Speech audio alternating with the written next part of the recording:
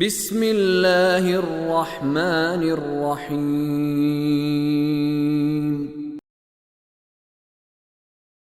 وَلَئِن سَأَلْتَهُم مَّنْ خَلَقَ السَّمَاوَاتِ وَالْأَرْضَ وَسَخَّرَ الشَّمْسَ وَالْقَمَرَ لَيَقُولُنَّ اللَّهُ فَأَنَّىٰ يُؤْفَكُونَ اللَّهُ يَبْسُطُ الرِّزْقَ لِمَن يَشَاءُ مِنْ عِبَادِهِ وَيَقْدِرُ لَهُ إِنَّ اللَّهَ بِكُلِّ شَيْءٍ عَلِيمٌ وَلَئِن سَأَلْتَهُم مَّن نَّزَّلَ مِنَ السَّمَاءِ مَاءً فَأَحْيَا بِهِ الْأَرْضَ مِن بَعْدِ مَوْتِهَا لَيَقُولُنَّ اللَّهُ قُلِ الْحَمْدُ لِلَّهِ بَلْ أَكْثَرُهُمْ لَا يَعْقِلُونَ وَمَا هَٰذِهِ الْحَيَاةُ الدُّنْيَا إِلَّا لَهْوٌ وَلَعِبٌ وَإِنَّ الدَّارَ الْآخِرَةَ لَهِيَ الْحَيَوَانُ لَوْ كَانُوا يَعْلَمُونَ۔ اور اگر آپ ان سے سوال کریں، اب ان سوالوں پر ذرا آپ نے غور کرنا ہے،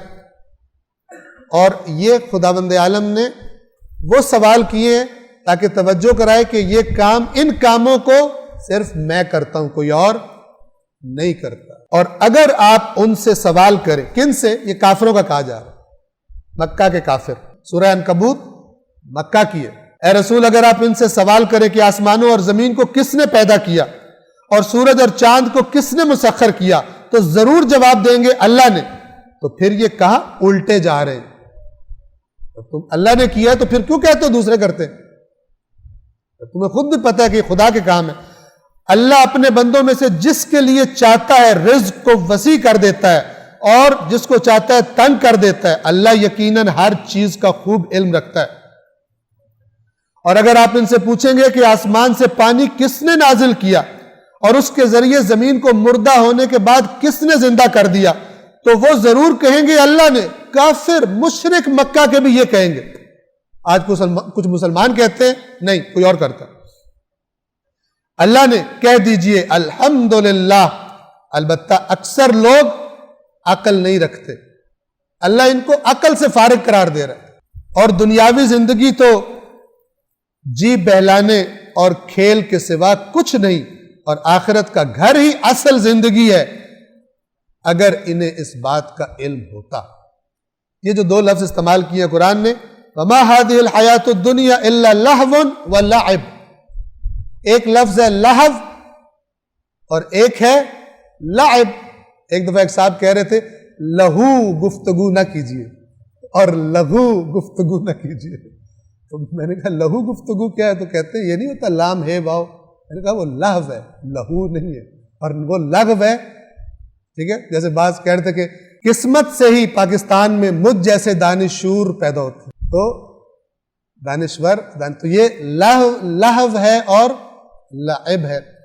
توجہ فرمائیں، آپ باور کیجئے ایک جو فتنہ جس میں مبتلا ہیں بڑے بڑے عشاق دوسری زبانوں کے، وہ یہ ہے کہ السلام علیکم تک ٹھیک نہیں لکھ سکتے۔ بعض ایسے معروف پاکستان کے ٹاک شوز کرنے والے، اپنے ساتھ ڈاکٹر لگانے والے، السلام علیکم صحیح لکھنا نہیں آتا۔ کبھی لکھ رہے ہوتے ہیں اسلام علیکم، کبھی لکھ رہے ہوتے ہیں السلام وعلیکم۔ دانشور ملت کو گائیڈ کر رہے ہوتے ہیں، باریکیاں سمجھا رہے ہوتے ہیں سیاست کی، لکھنا سلام بھی نہیں آتا۔ اللہ تعالیٰ کا عذاب ہے۔ لہو اور لعب کیا چیز ہے؟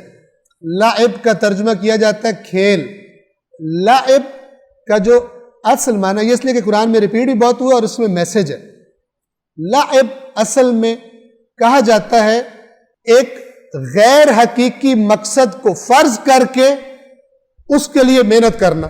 جیسے ویڈیو گیم میں آپ کہتے ہیں میں نے جناب دشمن کی فوج کو شکست دینی، گھنٹوں گھنٹوں بیٹھے ہوئے ہیں، ابا بھی بچے بھی مل کے جنگ کر رہے ہیں، اسلحہ جمع، اور دیکھتے ہیں آپ جمع، اور کیا میں نے مخالف فوج کو شکست دینی، لگے ہوئے ہیں گھنٹوں گھنٹوں آن لائن کھیل رہے ہیں۔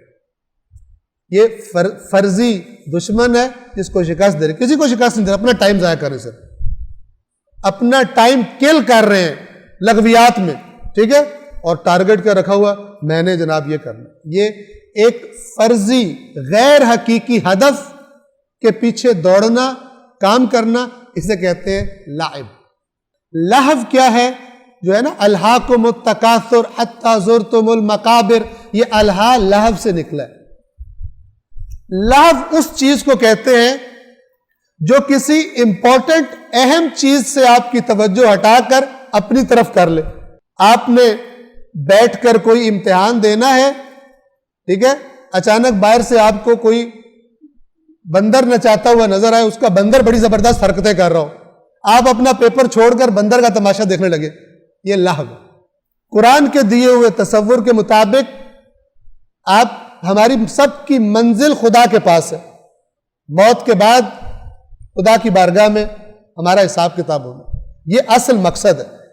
اس کے بارے میں قرآن کہتا ہے ہم نے باطل پیدا نہیں کیا، مت سمجھنا ہم نے یہ کائنات باطل خلق کی ہے، یہ تمہاری آزمائش ہے، یعنی تم ایگزامینیشن سینٹر میں بیٹھے ہو، بندروں کے تماشے نہ دیکھنا شروع ہو جاؤ، لہو لعب میں نہ پڑ جاؤ۔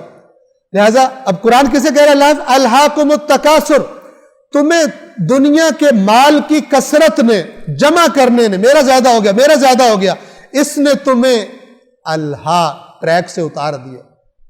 تم بیٹھے یہاں جانا تمہیں کہاں ہے، ٹائم تمہارا محدود ہے، اور تم تماش بین بنے بیٹھے ہو۔ اس لذت نے تمہیں اپنے اندر کھینچ لیا، اپنے اندر تمہیں جذب کر لیا اس دلدل نے۔ حتی زرتم المقابر، یہاں تک کہ قبروں کی زیارت کر لو، پھر تمہیں پتہ چلے گا، پھر تم یہ آنکھیں کھولیں گی کہ اصل مقصد کیا تھا اور تم کون سے تماشوں میں پڑے رہے۔ یاد رکھیے اس کا مطلب یہ نہیں کہ دنیا کے کام نہیں کرنے، دنیا کے کام کریں اور ٹکا کے کریں، لیکن صرف اللہ سے پوچھ لیں کہ یہ میں کس لیے کروں، اس کام کا ہدف، الٹیمیٹ گول میرا زندگی کا کیا ہونا چاہیے، اور اس گول کے سائے میں لے آئے تمام چیزوں کو، اس کے مطابق زندگی کو پلان کریں۔ جیسے فرض کریں ایک بندے کی نوکری ہو نا، اسے حتماً اس ٹائم سے اس ٹائم تک اس نوکری پر جانا ہے، تو کیا کرے گا؟ باقی ساری ایکٹیویٹیز اس کے مطابق پلان کرے، گھر والوں کے ساتھ بچوں کو سیر کرانا، فلان کرنا، یہ کرنا، دوستوں کے ساتھ جاب کے اندر والے ٹائم میں پلان نہیں کرے، کیا کہے گا دوستوں سے کہ اس ٹائم میری نوکری کا ٹائم۔ خدا کہتے ہیں کہ یہ دنیا کی نعمتیں تمہارے لیے، کرو کام، محنت کرو، دوسروں سے آگے بڑھ جاؤ، لیکن تم جہاں بھی ہو تمہیں دیکھنے والے کو پتا ہو کہ یہ خدا کا مال ہے، یہ اللہ کا بندہ ہے، یہ ابلیس کا بندہ نہیں ہے، ابلیس کا بندہ نہیں ہے، ابلیس تم سے اس کی اطاعت کرتے تم دکھائی نہ دو۔ فرمایا کہ انما الحیات الدنیا لعب و لہو، اس کا ترجمہ کیا جاتا ہے؟ کھیل کود، خوش گزرانی، ٹائم پاس، ٹائم کلنگ، اور دنیاوی زندگی تو جیب بہلانے اور کھیل کے سوا کچھ نہیں، اور آخرت کا گھر ہی اصل زندگی ہے، اگر انہیں علم ہوتا اس بات کا۔ صدق اللہ العلی العظیم۔